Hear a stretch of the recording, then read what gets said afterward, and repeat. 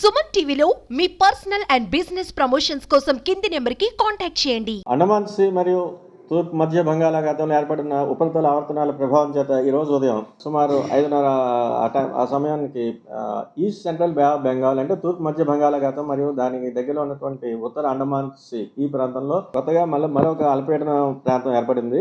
అది పశ్చిమ వాయు దిశగా వెళ్తూ రేపటికి వాయుగుండంగా ఇంటెన్సిఫై అయ్యే అవకాశం ఉన్నట్టుగా మనం ఫోర్కాస్ట్ ఇస్తున్నాం. అలాగే ఫర్దర్గా నెక్స్ట్ సేమ్ డైరెక్షన్లో వెళ్తూ 23rd అక్టోబర్కి అది తుఫాన్గా కూడా మారే అవకాశం ఉన్నట్టుగా మనం ఫోర్కాస్ట్ చెప్తున్నాం.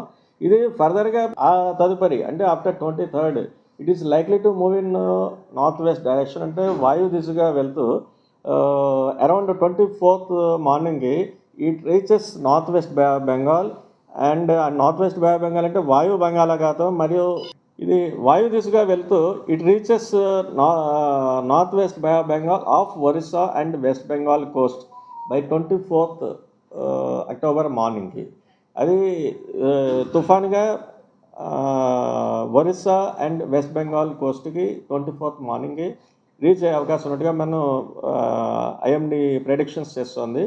దీని ప్రభావం చేత మనకి ఆంధ్ర కోస్ట్ వరకు చూసుకుంటే కొంచెం స్వల్పంగానే ఉంటుంది.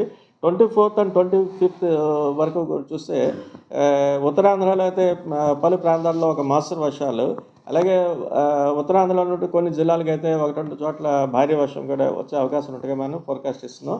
అలాగే ముఖ్యంగా మత్స్యకారులకు అయితే ఇవాళ రేపు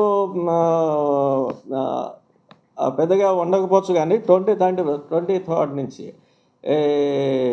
మన తీర ప్రాంతం ఉన్నటువంటి మత్స్యకారులు అందరినీ కూడా వేటకు వెళ్ళొద్దని చెప్తున్నాం. అలాగే డీప్ సీ ఫిషింగ్కి వెళ్ళినటువంటి మత్స్యకారులు ఎవరైతే ఉన్నారో వాళ్ళందరినీ కూడా వెనక్కి రావాల్సిందిగా చెప్తున్నాం. అలాగే ముఖ్యంగా ఇటు ఒరిస్సా వైపు వెళ్ళినటువంటి మత్స్యకారులు ఎవరైతే ఉన్నారో వాళ్ళందరినీ కూడా సేఫర్ ప్లేసెస్లో అంటే నియర్ బై వాళ్ళకి పోర్ట్ ఏరియాస్కి వాళ్ళకి వెళ్ళి రావాల్సిందిగా వాళ్ళందరికీ కూడా మన సంబంధిత అధికారుల ద్వారా ఇన్స్ట్రక్షన్స్ ఇవ్వడం జరిగింది.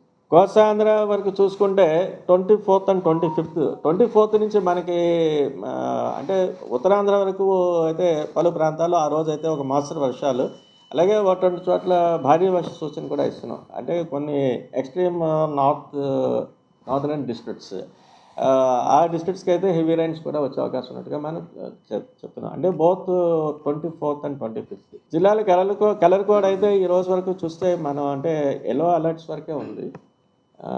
ఇది అప్డేట్ చేస్తాం ఒకవేళ డిపెండింగ్ ఆన్ ది అంటే ఇప్పుడు ఉన్నటువంటి ట్రాక్స్ ప్రకారం చూసుకుంటే మనకి సుమారు 400 to 500 kilometers దూరంలో సైక్లోన్ నార్త్ వెస్ట్ డైరెక్షన్లో ఇలా వెళ్తూ 24th ఉదయానికి ఒరిస్సా అండ్ వెస్ట్ బెంగాల్ కోస్ట్ మధ్యనికి అది వెళ్ళే ఛాన్స్ అవుతుంది.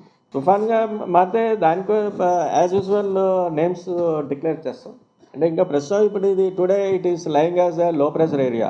ఇది రేపటికి ఇది డిప్రెషన్గా మారుతుంది.